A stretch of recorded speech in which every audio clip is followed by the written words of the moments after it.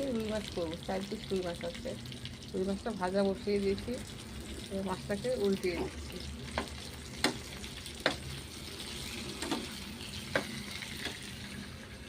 ধনে পাতা, কাঁচা লঙ্কা, পেঁয়াজ, টমেটো আর ধনে পাতা, কাঁচা লঙ্কা, পেঁয়াজ, টমেটো, আম যাবে।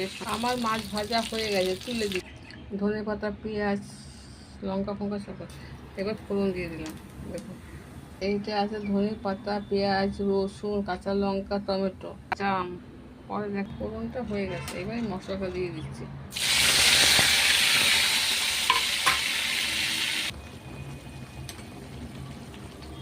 নুন দিয়ে দিলাম। এই দেখুন মশলা, হলুদ আর লঙ্কা গুঁড়ো দিলাম। এবার আমি আমটাকে দিয়ে দেবো।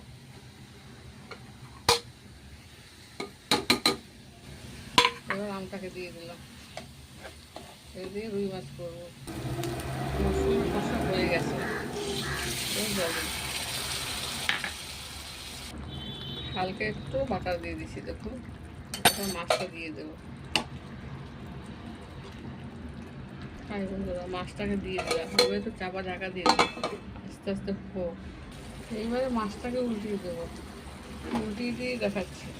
এই দেখুন আমার আম কষা দিয়ে রুই মাছের এখন কীরকম লাগছে আপনাকে বলবেন, খুব সুন্দর হবে খেতে। এবার আমি গ্যাস বন্ধ করে দিলাম, নামিয়ে দেবো। আম ঘষা দিয়ে দেখুন আমার রুই মাছের ঝাল হয়ে গেছে, তো আপনারা দেখে নেবেন।